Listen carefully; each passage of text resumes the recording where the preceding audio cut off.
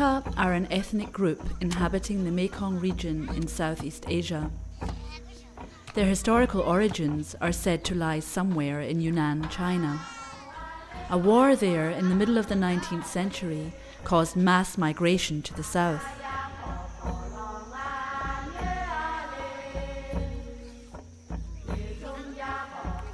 Today, Aka villages can be found in mountainous areas anywhere from southwest China to northern Thailand. Northern Laos is home to an estimated 80,000 Aka people. The culture of the Aka is village-based. Never in their long history have the Aka been rulers of a connected territory, or has there been an Aka king. Vulnerable without the resources of a state to defend themselves, they had to adapt to a minority situation.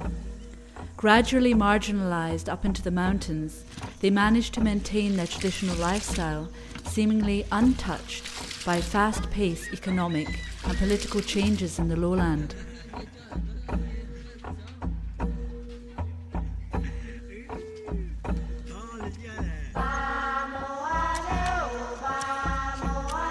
Today, the Aka generally still depend on subsistence farming for their livelihood. Rice is their #1 crop and their most important staple food. In the mountainous areas of northern Laos, a lack of water makes rice terracing difficult. Upland cultivation is therefore practiced instead. The Aka people have their own language and religion. The village gate is one of the most recognizable features of any Aka settlement. The yearly ritual of gate reconstruction and the symbols attached to it are believed to form protection against threats ranging from epidemics to police raids. Most villages also have a giant swing in a place overlooking the village. The annual swing festival precedes the rice harvest and symbolizes the Aka feeling of self-reliance and freedom.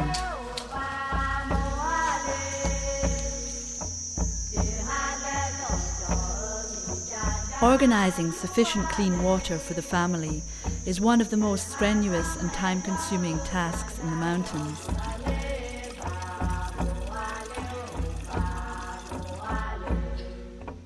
Women are the ones in charge of fetching water.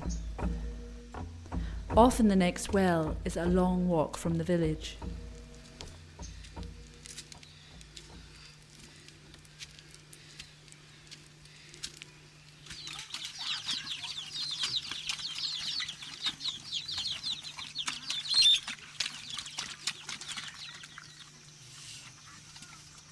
In northern Laos today, the traditional lifestyle of the Aka seems at risk.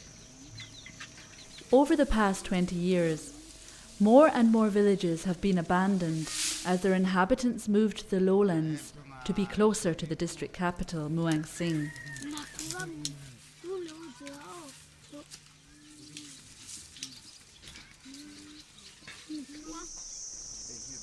The Aka exodus from the mountains leaves behind ghost villages. Ban Chapakun Sai is now deserted, its houses empty. Amidst their spooky silhouettes, a calf tied to a pole indicates that at least one human soul must still be around.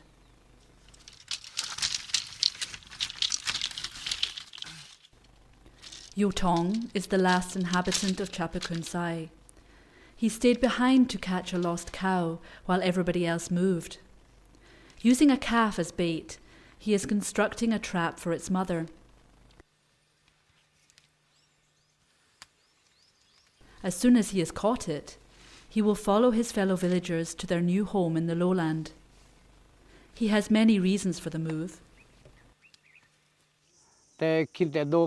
Living so far away from the district capital, we don't have access to education or a market. Government services up here are also very poor.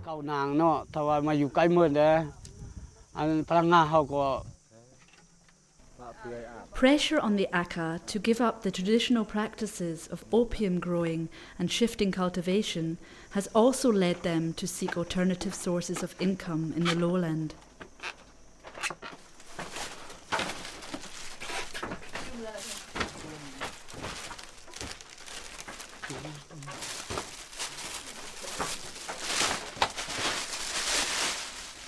Yutong's son and his daughter-in-law stayed behind to help their father search for forgotten treasures.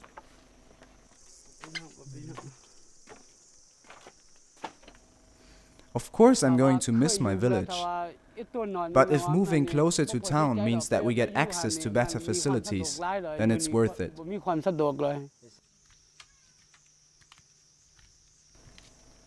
Yutong could not catch his cow. He has lived his whole life up here. Half a century of memories connect him to his village. But the hope of a better life in the lowlands is too strong to resist.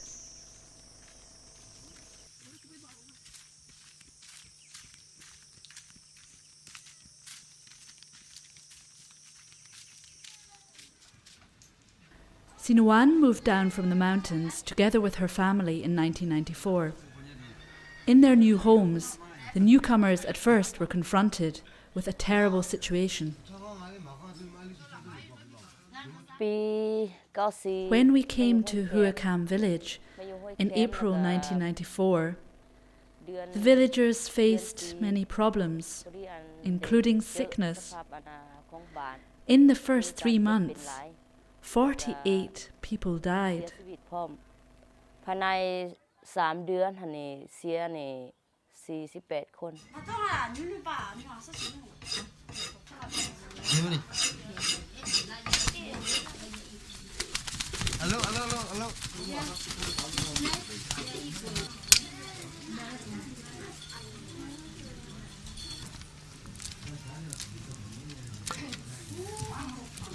Today, Sinuan lives in Muang Sing, but her frequent returns to Huakam village are always an occasion for a special family celebration.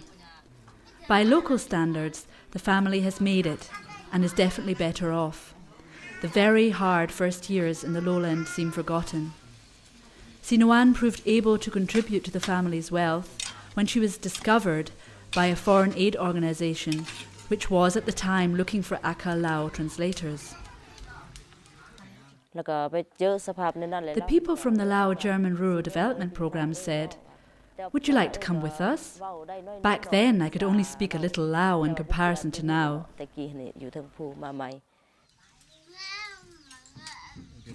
Sinuan's employment is the pride of the family. The Lao German Rural Development Programme supports a lot of activities involving Aka people in the area. Today, Sinuan still works with the programme, not as a translator, but as a field worker for community development.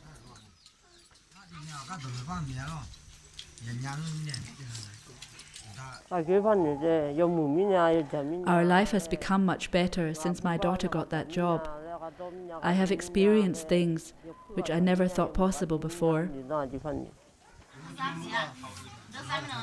Sinuan's lifestyle today does not have much in common with traditional Aka life in the mountains, but she still hopes that her people won't forget their culture in the future.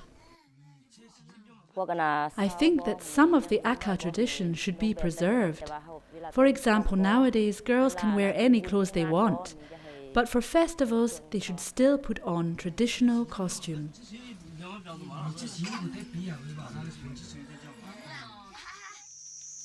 In Aka society, opium was always a traditional remedy for the old and sick.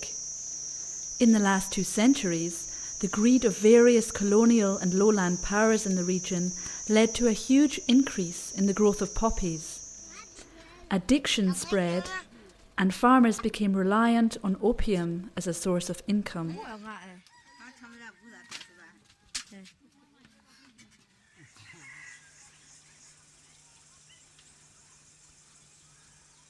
Among Aka people, there is a growing awareness for this problem. With the help of the Lao German programme, more and more smokers are undergoing detoxification. Groups of addicts support each other in this process.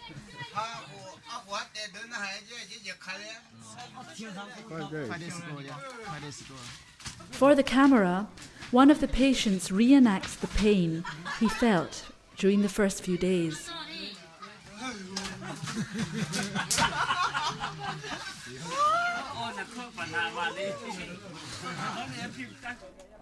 I never used opium before my parents got sick, but then I had to prepare the opium for them as medicine, and I ended up smoking myself. It's day 6 of a 2-week period today. The worst physical pain is already over. At first it wasn't so bad, but after a couple of days I almost went crazy. I had a very strong urge to smoke. I was treated with herbal medicine, but still got terrible diarrhea. The detoxification is supervised by health workers. Sports activities can bring some relief to the patients.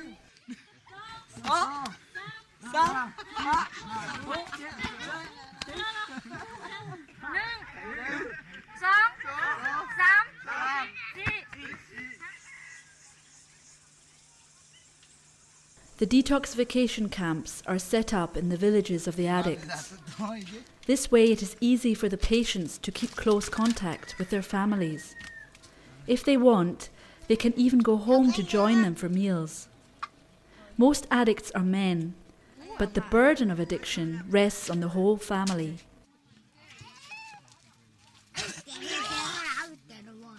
We didn't have enough food to eat, and I didn't have any money, so I went to work in order to buy opium for my husband.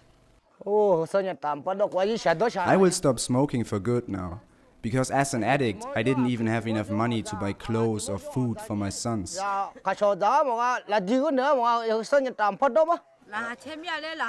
am very happy that my husband is giving up opium. I feel now as if our family can achieve anything. Opium is a very addictive substance, and most people here have been smoking for years. The stigma of being an addict is not a strong one in the Aka society, and the drug is still relatively easy to get. The hope is that at least 75% of the patients will give up opium for good. Two years ago, Sinuan worked in a local health centre. She became caught up in a conflict over whether to follow one of the most archaic Aka rules or the requirements of modern lowland society. Here, twins were born. Before, when twins were born in an Aka village, they were regarded as ghost kids, a punishment given to the family by the gods. If you committed a really bad sin in a previous life, then in this one you'd get twins, these ghost kids. According to traditional Aka law, this meant that the babies were to be killed and the parents exiled from the village. The perception of twin birth being very bad luck is deep-rooted in Aka culture. It is therefore not easy for the parents to accept the kids. In this case, the children now live in the village with their families, but everybody still remembers the shock and the discussions of 2 years ago.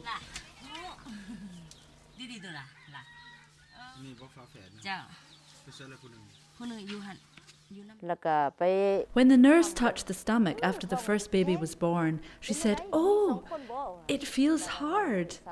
Could there be another baby?" We checked, and yes, there was a second child. That was a shock.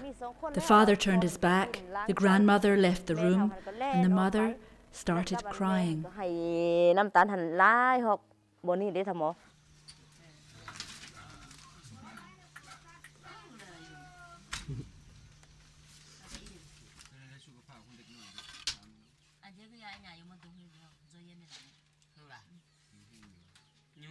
Six months after the first couple of twins were born, a second couple of twins followed in the same village.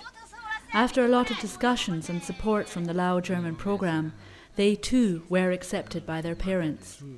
Not giving the kids away for adoption, but keeping them in the family, requires a lot of courage from the parents. People look at the parents of twins and say, "Nobody has twins, only you. That's because you are a sinner. You broke the rules of the community. Maybe you have stolen something. Yes, stolen something." กินน้ำบ่หั่นน่ะเนาะแล้วก็จึงเป็นอันนี้เขาเว้าให้เขามีแนวเว้าให้กันนะทะมอ Today, Sinowan comes to visit the families of the twins and accompanies them to the health centre for a medical checkup of their children. Sinowan understands how important it is for the self-esteem of the Aka people to feel that their traditions are respected. But there is also a consensus among the more educated Aka that rules like the killing of twins must be abolished if the Aka culture is to be accepted as independent and valuable within Lao society.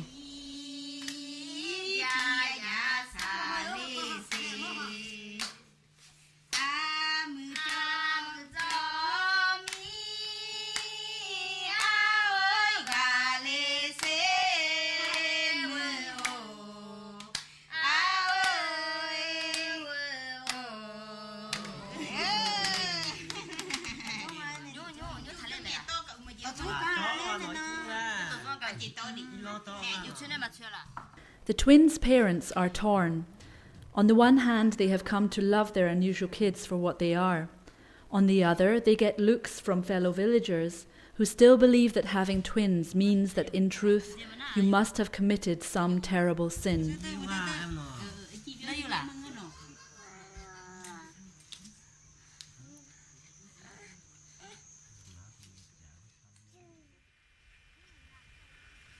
As there is virtually no industry in the Muang Sing area, the only means of acquiring a fortune is to engage in large-scale cultivation of cash crops.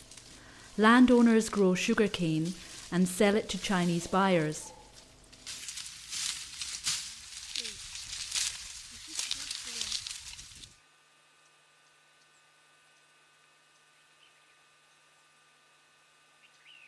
In 1982, Mr. Piye was among the first Aka to move down from the mountains. Today he owns vast plantations and is probably the richest Aka in the whole district. Here in the lowland, my life is quite comfortable. We can produce sugarcane, raise cattle, and we have enough rice. Mr. Piye was also the first Aka person to obtain a motorbike license in the district. Rumours have it that as he is illiterate, he was not entitled to take the test. But as he was the first one to try, the district authority granted him the license anyway.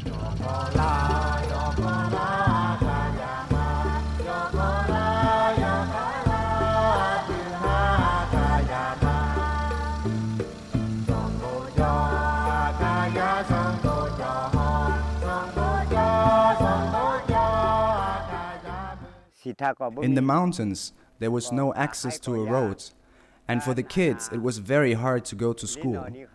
So I decided to move to the lowland to practice sedentary farming.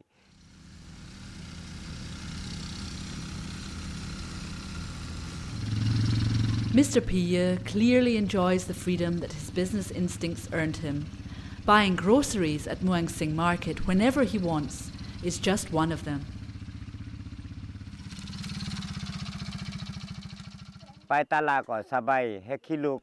People say farming in the lowland is easy. We have enough rice and access to the markets, and on my motorbike I can go anywhere I want.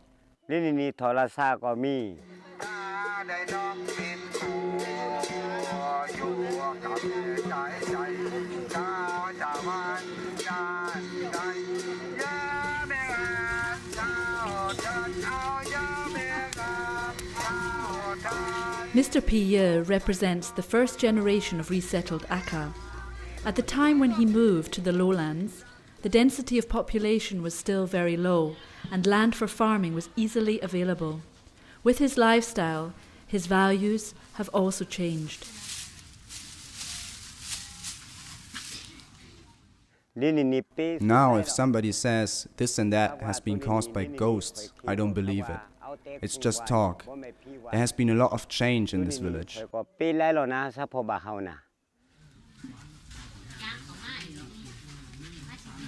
Of the numerous Aka rules and traditions, there are only 4 which he considers worth keeping: the village gate, the swing, the cemetery, and the well. Other than that, he has found new idols to worship.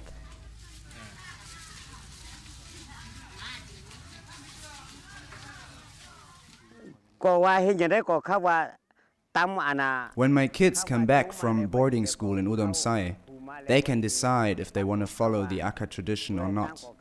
That's a decision I cannot make for them.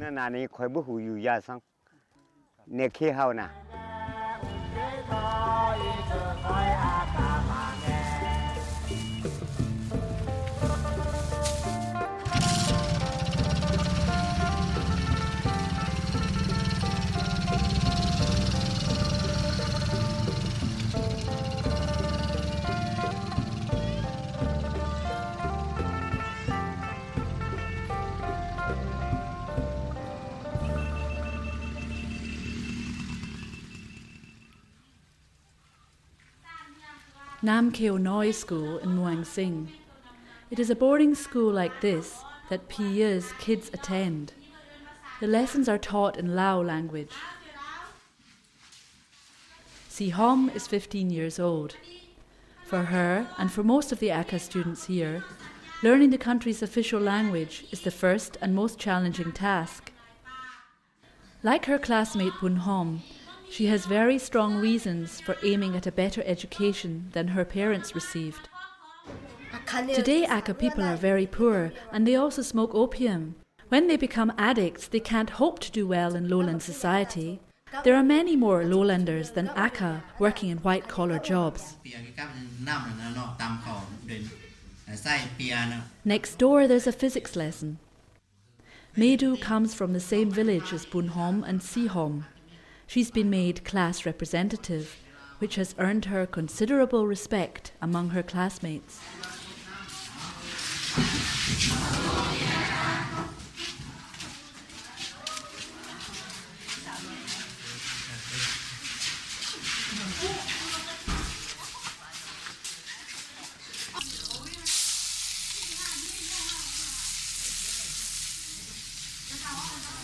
The 3 girls live in the school's dorms.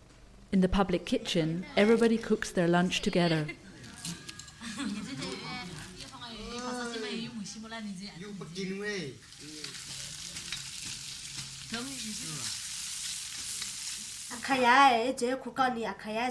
In the future, I want to become a teacher and help the Aka people to get a better education. It's very important for the Aka to learn Lao because it's the official language, but the grammar is very hard. My father is dead, but school is not expensive, so my mother can support me. And I also get a small salary because I am the class representative.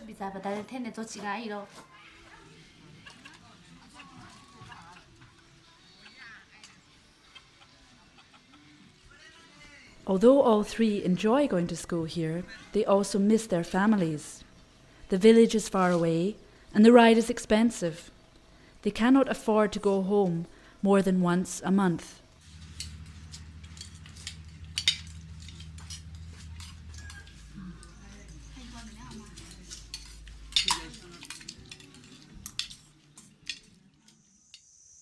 Green is the colour that draws people down from their traditional homes in the mountains to the lowland valleys.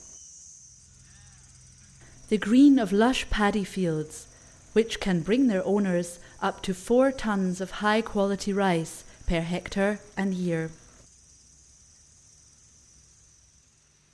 But reality today has a more greyish touch.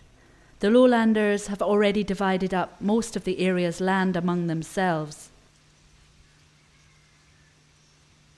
Ado just moved to the village Ban Hom Sai 15 days ago. The village is just over 1 year old. 45 households share only 43 hectares of land, and nobody can say yet if it's fertile. The sugarcane, already belongs to another village. The situation here is quite bad. As newcomers, we have to do everything on our own. I really think somebody should help us to get some paddy land so we can grow rice.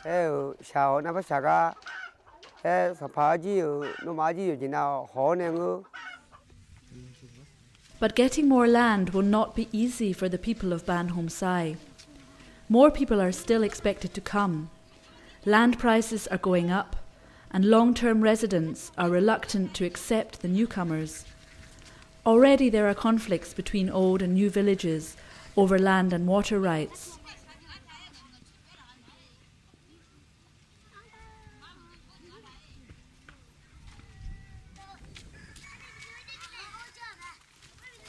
Ban Hom Sai does not yet have a sufficient water supply.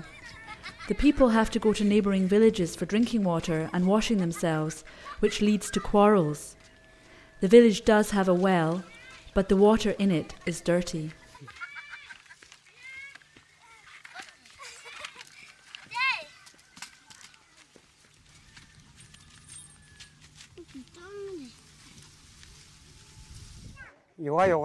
Moving to the lowland is okay if you have money.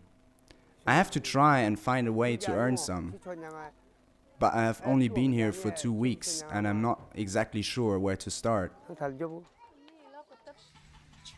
Ado spent the first week building his house. This is all he could carry down from his old village.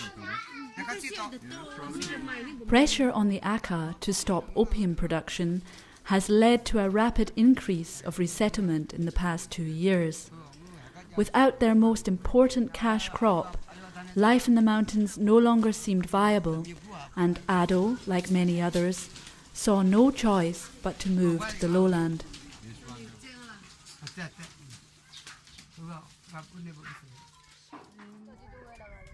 In the mountains, I used to sell cattle and opium to buy salt and other things. But here I cannot trade opium and the cattle catch diseases.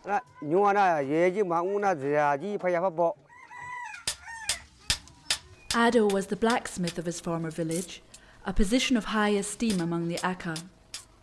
Here in the lowland, he faces fierce competition from cheap Chinese blades sold at the market in Muang Sing.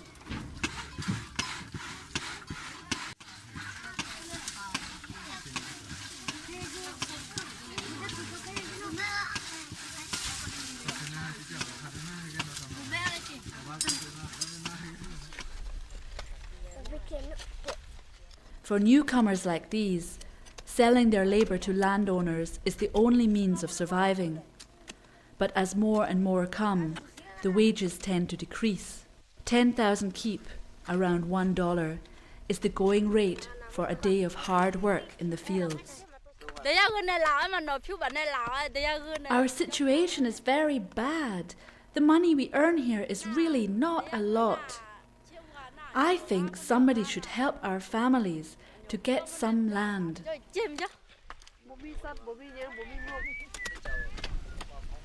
The hope of finding paddy land will remain a dream for many.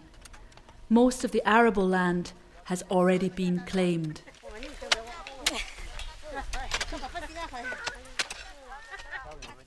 We came here to be paddy rice farmers, but so far have become no more than labourers.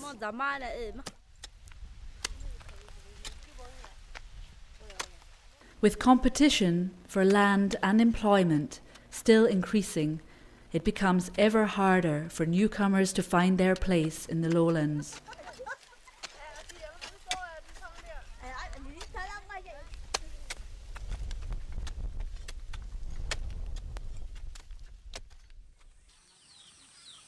Ban Sopi Khao can be called a remote mountain village.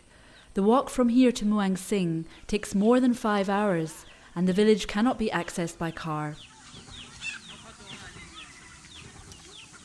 Village life here works the way it used to. The women do housework and collect edible things like bitter bamboo from the forest, while men go hunting or fishing. When necessary, everybody works in the fields together.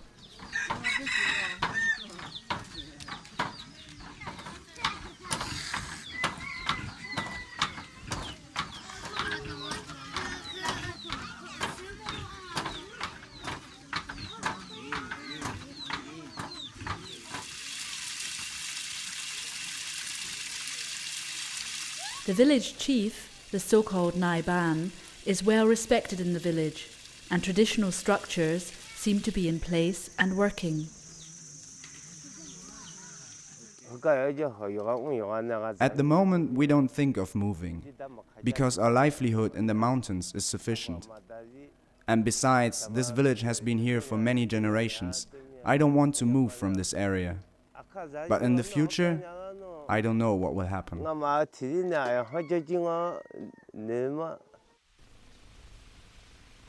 The fields of soapy cow. With upland rice cultivation, some fruit trees, and paddy rice fields in neighbouring valleys, the villagers here can grow almost everything they need. In a few days, the rice planting season will start, and now it's time to prepare the fields.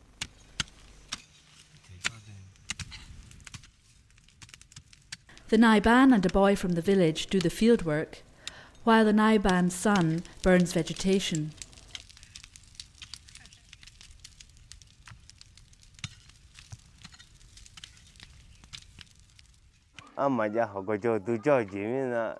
Here in the mountains, I can survive with very little money. Life here is different from life in a town. Whenever you look for food here, you can find some.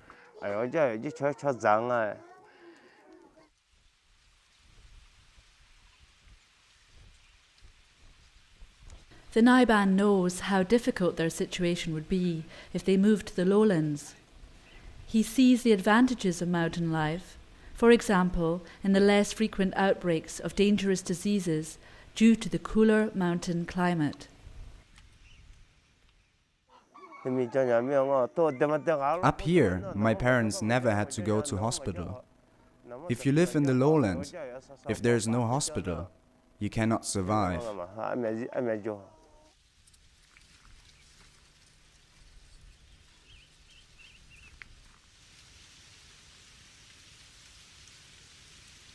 Of course, the Nai Ban's views are not undisputed in a time of change.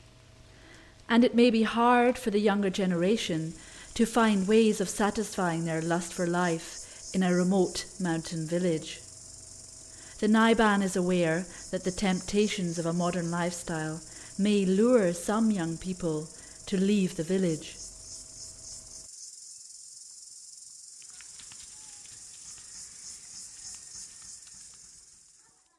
If somebody doesn't want to live here, they can go to school in the lowland or become government staff. Or they can get married to Tailu people in the lowland and live there. But their parents will stay here. The Aka have a long tradition of successfully adapting to a changing world and integrating new influences into their culture. If they are given enough time and the opportunity to choose how they want to cope with the modern world, chances are good that the Aka culture will survive.